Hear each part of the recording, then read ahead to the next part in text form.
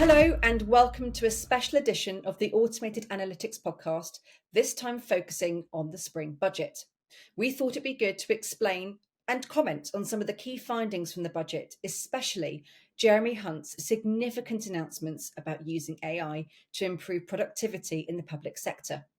This is, of course, an area Automated Analytics have been keen to support, both locally with the Doncaster Chamber of Commerce and at a national level with the Department of Work and Pensions and the NHS. And with me today is Mark Taylor, CEO of Automated Analytics. Mark, firstly, what were your initial thoughts on some of the statements made yesterday? Well, thank you, Katie, and thank you for inviting me on to talk about the government's budget. Well, I have to say, when we put in our budget submission back in January, I was concerned that government wouldn't listen to us in terms of seeing AI as an opportunity to invest and particularly grow productivity. And it's great to see the government have announced that they're actually going to be investing in our AI.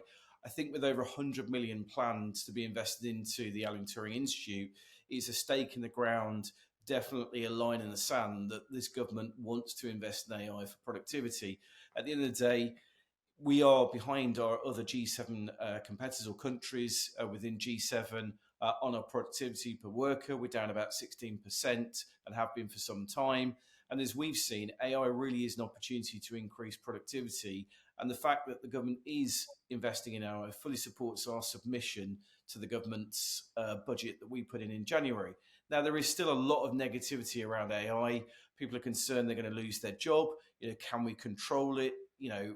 What's the damage that self-generative AI can do against the supervised model? And also, does it really work? But this is a clear statement from the government that they see AI as benefiting the economy and being able to increase the input of our workforce.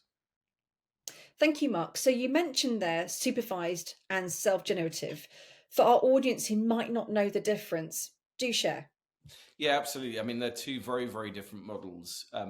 So when you think of a supervised versus self-generative model, I often use the expression of a bowling alley. So when you go 10-pin bowling and you raise the barriers up on the edge of the bowling so the ball kind of hits the barriers but still hits its target, it's very, very similar to a supervised model. What you've got is a human being that is analyzing that model to make sure of its accuracy.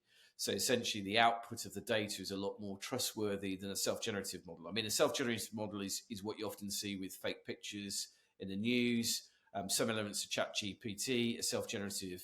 And what that means is you're getting information, but no one's actually checking it to make sure it's actually accurate. Now, a supervised model, which is we have 5,000 clients that use our supervised model, both in the UK and USA, which is why it's trustworthy, is whilst it takes a bit more time and uses a bit more resource in a human, you get a lot more accurate data out of it. And so therefore, for us, that's where we see legislation really needed in those self-generation models, because they literally can define anything or come up with anything. And it doesn't necessarily have to be true, but it's self-generative. And that's, to me, is where legislation needs to come in as to what self-generative models can be used and how they can be used. Whereas with our model, because it's supervised, that's why we get great results for our clients. That's why we've got over 5,000 clients in the UK and USA now using AI very successfully to drive, productivity gains, cut down admin time, decrease costs, increase profitability, because the data we're producing from our supervised model is a lot more trustworthy. A word that we heard a lot in the budget yesterday was the word productivity, which I know can kind of have all sorts of different connotations. But for you and with the clients you've serviced across the world, what does that mean and why is it actually a good word to be using? Yeah, productivity is not a bad word. I must stress this, and I think sometimes when people think of productivity, they think of poor staff or staff that aren't very good. That's not what we're talking about. It's not what we're about. Productivity gains is actually enabling that person to do their job without the weight of admin that they have to do that's associated with their job. So, for example, in terms of a recruiter, manually uploading jobs to Indeed, why don't you just automate the process? Listening to telephone calls to analyze the outcome of every call, like the NHS has to do with the 999 and 111 calls. Well, you can automate the whole process using AI. And to me, that's what the benefit of AI is. The benefit of AI is making your staff enable them to do the job they're actually employed to do rather than these mundane, boring admin tasks that take away from what their core value is to your business, which is doing the job that they were hired for. And so for me, AI has a massive role to play in that productivity gain that companies can make. And again, across all of our clients that we work with in the UK and US, they're all making massive productivity gains, which are driving big efficiencies in their business, which means they're growing at a faster rate, which is really exciting to be part of. And I guess when you think about the definition being about, employees being able to unleash their talent, that can only make them happier and more satisfied in their roles. Yeah, absolutely. The amount of calls and Teams meetings that are now go on, where I actually am greeted by smiley, happy people that have, hey, we've actually increased, our hire rate by 20%, or we've reduced our costs by 15%, because they've actually now got the time to do the job they're actually employed to do, rather than being weighed down, with admin tasks and with activity that's taken them away from their core role. And that's why I think when you look at AI, it can have a massive impact within the public sector, because if ever there is an organisation that's weighed down by process and paperwork and inadequate computer systems, it's the public sector, and that's where we see a massive benefit moving forward. And a big opportunity. Absolutely. And where do you think AI can help both the private and the public sector? Well, the first thing is, it was very warming to see that the government has pledged, I think it's about £7 million to actually upskill SMEs. I see as a massive opportunity within the SME community, the small and medium-sized businesses, members of the Chamber of Commerce that I speak to regularly, and really upskilling their knowledge and their understanding of where they can implement AI, because there's a lot of productivity gains that can be made there.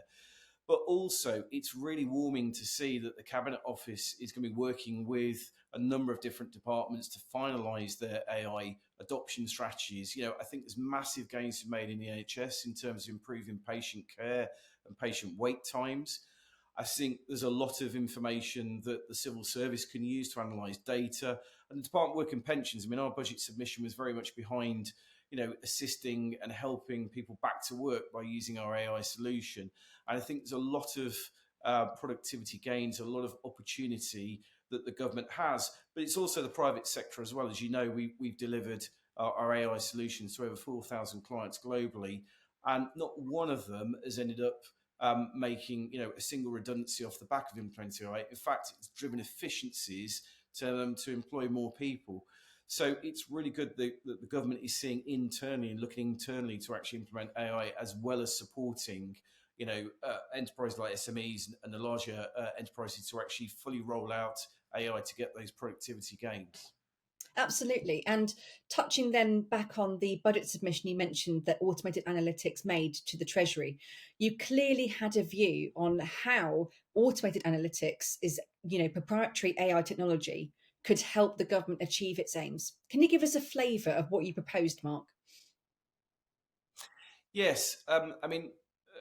You've got to understand that we Automated Analytics is very much a private sector business today. We've very much focused on helping the private sector, reduce admin time, reduce costs and increase profitability through the adoption of AI.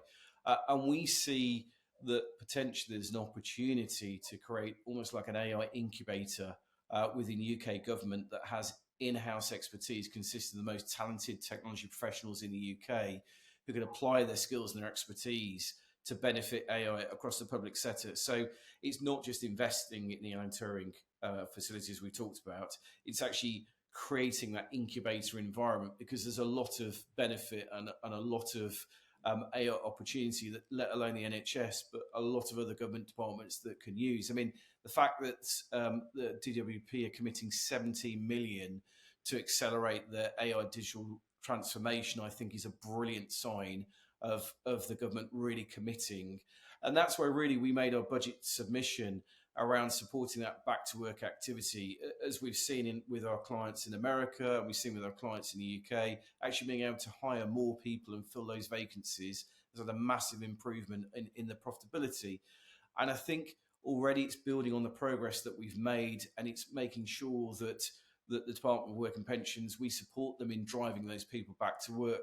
I also think there's a massive opportunity within the NHS. We've already been approached with helping them analyse 999 and 111 calls. I think there's also a massive opportunity in recruitment and ensuring that the right staff resource and the right level of staff is available within the NHS, because it's a very, very stressed department at the moment. There's a lot going on. And I think for me, it's all about looking at the government and how you can reduce that admin process, that admin time, and using AI to distinguish and really boost that product sector productivity, to enable them to make decisions quicker and faster. Absolutely.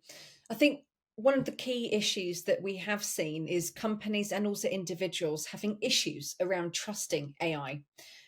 Key kind of concerns being that it, could lead to job losses, which you touched on that it won't, and that it can be controlled. What are your thoughts on that? Well, the good news is the AI Safety Institute is actually just completed, and it's the world's first, led by any government, and complete end-to-end start and end analysis of AI models. And I think the concern about AI taking over and people losing their jobs, as I've mentioned earlier, we've just not seen that happen. Now, there is a big difference between a self-generative model and a supervised model. Obviously, we use the supervised model to deliver the cost savings, the profit increases, and the reduction in admin time in the solutions that we operate for our clients. But for me, that trust issue really does start with the legislation that I think the government are looking to produce. They produced a white paper a couple of weeks ago, obviously completing this evaluation of models that are out there in the marketplace. I think is a great step forward. It is a world first. So they're clearly aligning themselves to cover off this trust issue, because even today we see and I get asked a lot of questions about, am I going to lose my job? Can this really, really be controlled, and does it really, really work? And I think what some people struggle to cope with is that AI has been with us for a number of years. If you take Netflix, for example, they use AI to present films back to you that they think that you're going to like. So even in everyday life, you're probably experiencing AI without even knowing it. And for me, that safety issue, I think it should be covered off at government level. People should feel confident and should learn to trust AI, obviously in the right environment for the right solution. And I think, with the government leading it the way they are, we're on a very good footing to get over that hurdle. I think most people have was, can I trust it, or am I going to lose my job? Does it really do what it says it's going to do? I think for me, for adoption to be, more rife within UK business, I think it's really that understanding and getting over that trust hurdle is absolutely key to not only, I would say, businesses, but also the public sector adopting AI and getting those efficiencies and that productivity gain that we're all looking after. Absolutely. Well, that brings this special edition to a close, which we focused on the spring budget. And clearly, it's been very warming and reassuring to see certain measures that Automated Analytics put in their spring budget submission can start to bear fruit. Is this the government's first AI budget of many to come? Who knows? But the podcast will be back, as you can expect, for future episodes. And please do hit subscribe on Apple Podcasts. And thank you for listening.